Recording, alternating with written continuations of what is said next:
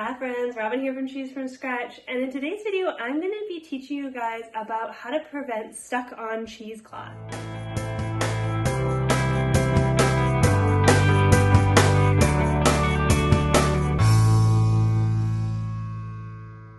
So I'm about to show you guys some really ugly cheeses. Yesterday I made these cheeses, but I was kind of in a little bit of a hurry when I made them, which you should never be in a hurry when you're making cheese, but life happens.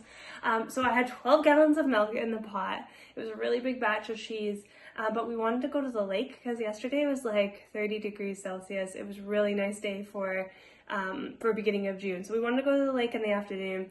I kind of rushed the cheese making process. So when I got home later, and I went to take my cheeses out of the press, the cheesecloth was stuck, which sucks. I do everything in my power to prevent cheesecloth from getting stuck because it really, really sucks. But it was stuck on these ones. So I want to show you guys what these cheeses look like. They've been in the brine overnight. They're going to be fine. They're not going to be the prettiest cheeses in the whole wide world, but they're going to be fine. I'll just vacuum seal them. And I want to talk about just some ways that you guys can prevent stuck on cheesecloth because it really does kind of put a damper on your day when you go to pull that beautiful wheel out of the press and you're having to just like peel off chunks of your cheese. It sucks. So let's look at some of the reasons why that might happen. All right, so I've got my drying boxes. So I'm gonna put my cheeses into these drying boxes as I pull them out of the brine. These were Colby cheeses, and Colby cheese actually it's not super prone to sticking.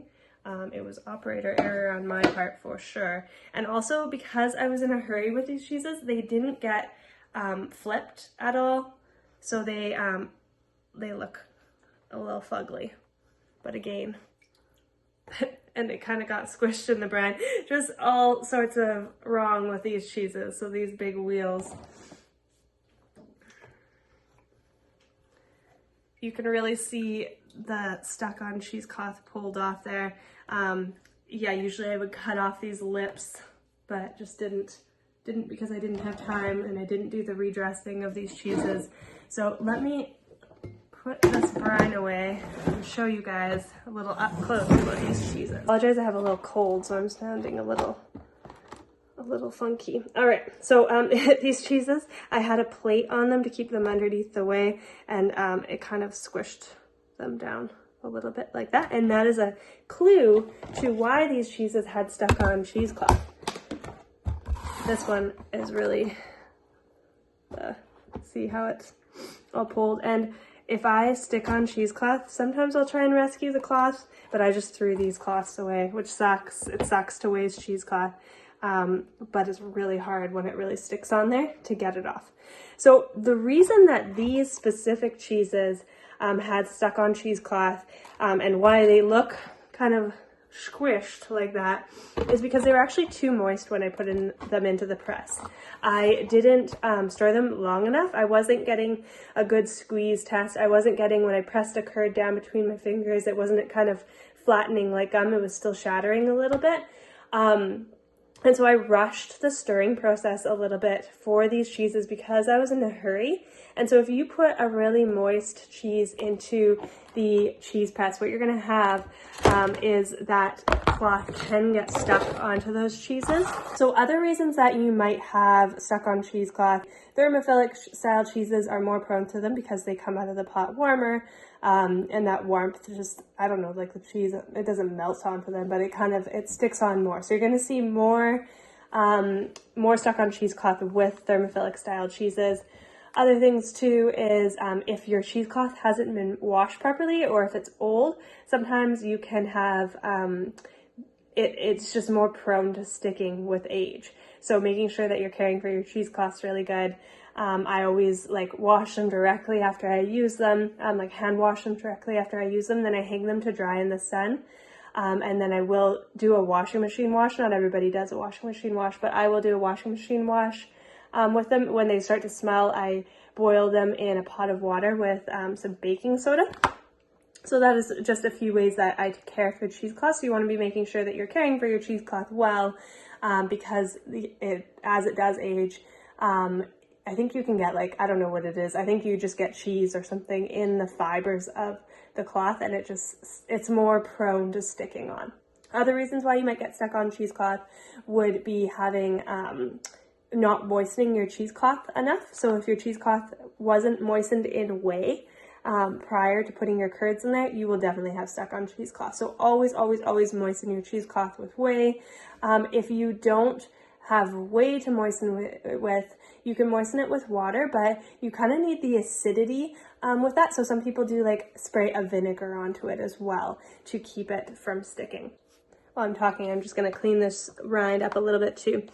You can also have where you press too high of a pressure initially, and you can get the cheese to kind of become stuck in the fibers of the cloth. That again goes along with missing your redressings. So if you miss your redressings, you're more prone to having stuck on cheesecloth. So how do you fix it once it's happened? It's pretty hard to actually fix it once it's happened. Some people say that you can soak the cheese in your brine, and that will loosen the cheesecloth and it might come off.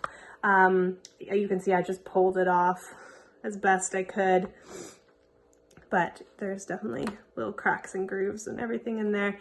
So this cheese wouldn't be really a great candidate for naturally aging because I would get mold in these little cracks and stuff. So that's why I'm going for vacuum sealing for sure for this one. There's also this type of cheesecloth that you can get. It's called, what is it called? I think it's called like plybin or something like that. It's like a plastic cheesecloth. It's not a cloth material and it never gets stuck. Doesn't matter what you do, you won't get that stuck on there.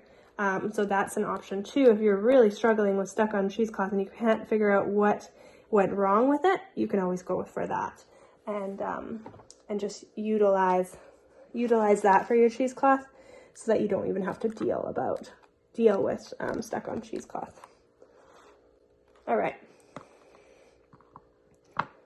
So these cheeses, they're not going to look pretty, but they're pretty good. All right, so I got those cheeses all squared away into the cheese cave. They're going to dry for the next couple days before I go on to vacuum sealing them. But I wanted to check out this cheese that I've been naturally aging. So this is a Colby cheese. It's actually the exact same cheese that I made that I got the cheesecloth stuck on, but I naturally aged this one. It was delicious, spoiler alert, but I just wanted to graph this video over while I finish telling you some other reasons that you might have stuck on cheesecloth. So another reason that you might have stuck on cheesecloth is that you're using cheesecloth that is too fibrous. So if you're using cheesecloth that they sell at the grocery store, I think it's for like straining jam or something like that, and it's actually called cheesecloth, don't use that for cheese making. It's really, really fibrous, and you end up with a lot of fibers stuck into your cheeses. So make sure you're not using that cheesecloth. My favorite cheesecloth is the flour sack towels, and as I said, you can also use those that plybin like plastic type cheesecloth that will make sure that you don't have any stuck on cheesecloth. And then another reason for stuck on cheesecloth might be that you left your cheese in the press too long. So if you were only supposed to press it, say, for 8 hours or something, but then you forgot it in there for 16 hours, when you come back, you might have a really hard time getting that cheesecloth off, and that's usually because the cheesecloth has kind of dried onto the cheese. So that's one thing that I try to prevent by not leaving my cheese in the press too long, because that's gonna not be very fun to have to peel that off of your cheese. So these cheeses are going to be fine. I'm going to put them in the cheese cave to dry, then I'll vacuum seal them, and I do have to kind of think about some things because they were a little bit too moist when I put them in to the press, so I'm worried a little bit about locked in moisture, so I actually cut these cheeses in half before I put them in the drying containers, and then that's going to make sure that I'm able to dry the cut side. It will release more moisture for me.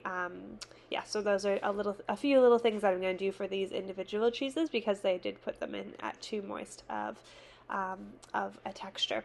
So thank you guys so much for watching this video. If you haven't already, press like and subscribe. I post a new video every Monday, and I would love to have you guys back. Okay, bye!